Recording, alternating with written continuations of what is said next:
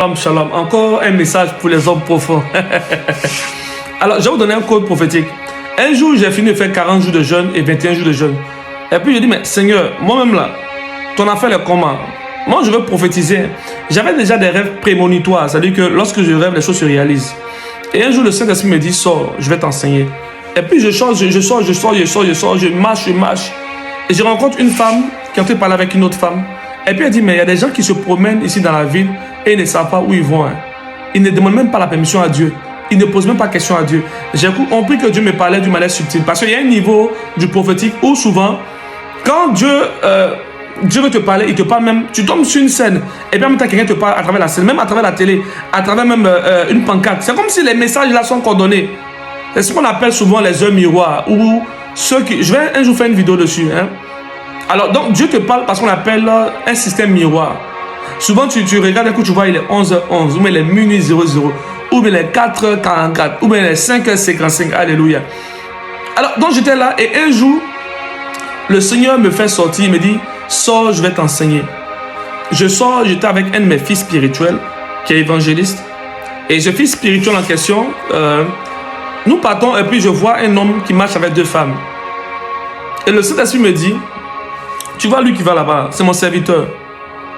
Va vers lui et donne-lui ce message. Voici ce qui se passe dans sa vie. Et j'ai dit à mon fils, ah, Dieu me dit d'aller vers ce monsieur-là. Mon fils dit, je ne sais pas, hein, c'est toi qui es homme de Dieu.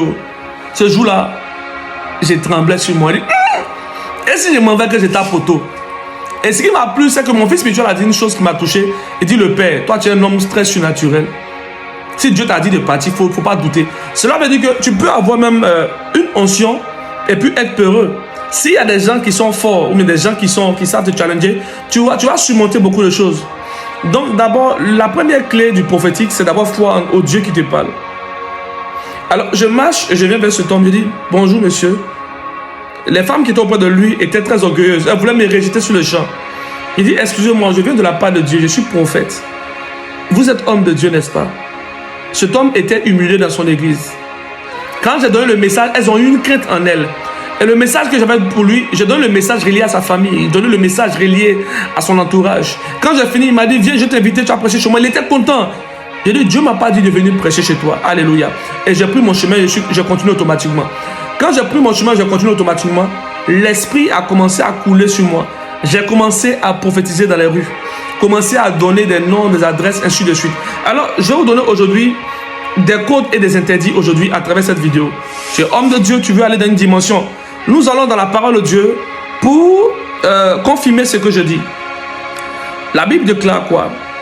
Dans le livre de 1 Roi, chapitre 13, verset 9, Dieu dit à un prophète, tu ne mangeras pas de pain, tu ne boiras pas d'eau et tu ne reviendras pas par le même chemin. Moi, j'ai déjà vécu ces choses-là. Alors, Dieu dit à un prophète, quand tu t'en vas là, tu peux aller tout droit. Mais quand tu vas revenir, ne prends pas le même chemin, prends un autre chemin. Ne mange pas là-bas, ne bois pas de l'eau là-bas. Le problème, c'est que qu'est-ce que Dieu t'a dit? Qu'est-ce que Dieu t'a dit? Alléluia. Souvent, Dieu va te dire une chose compliquée. Vous savez, pourquoi vous êtes frappé? C'est parce que vous désobéissez au Saint-Esprit. Quand Dieu te donne une recommandation, là, il ne te dit pas pourquoi. Hein. Mais sur le chemin, il y a des obstacles. Il y a des dangers. Dieu fait fi de t'expliquer parce qu'il n'est pas censé se justifier devant toi. Tu es encore bébé spirituel. Donc quand on est bébé spirituel, il y a des messages bizarres que Dieu va te donner. Tu ne vas pas comprendre au départ, mais il faut obéir. Alors qu'est-ce qui va se passer? Ceux qui vont suivre le passage et qui vont aller méditer dessus, verront qu'après, le jeune prophète a été séduit par un vieux prophète.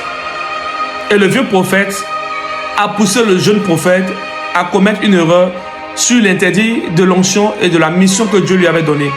Et Dieu va relâcher un ange qu'on appelle l'ange lion. L'ange lion, normalement, il est dans le ministère, il est relâché souvent pour exécuter ce qu'on appelle un mandat de justice. Un mandat pour frapper ceux qui désobéissent, comment dirais-je, aux missions de Dieu.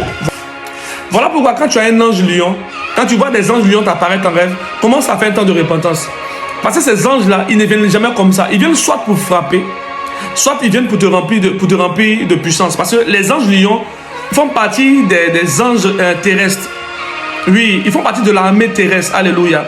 Donc l'ange lion est terrible. L'ange lion vient exercer un ministère de jugement. En fait, c'est un ange juge. C'est un ange de décret de justice. Alléluia. Alors, j'aimerais vous dire une seule chose ici. Écoutez-moi très bien, attentivement. Alléluia.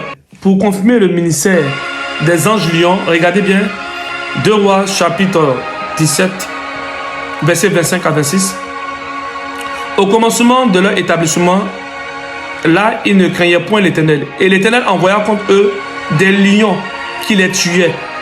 Vous entendez? Ce n'est pas seulement aux prophètes. Hein. Il y a un autre ministère d'anges lions. Il y a des anges lions.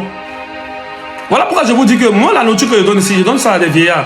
Je donne à des gens qui veulent grandir. Alléluia. On ne peut pas vous donner cette nourriture si vous êtes encore dans les petits rudiments de lait. Donc, homme de Dieu, il peut arriver dans ton ministère.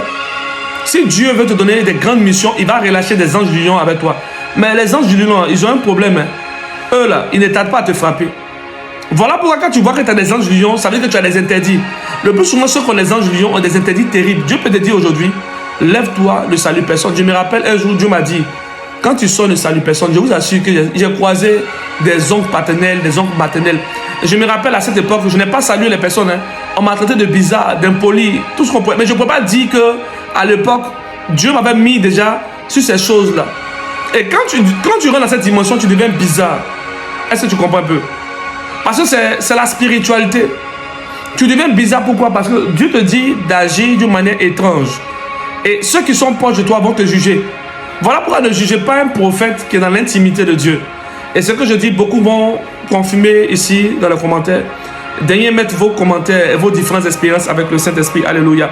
J'ai beaucoup encore de passages sur le ministère des anges lions.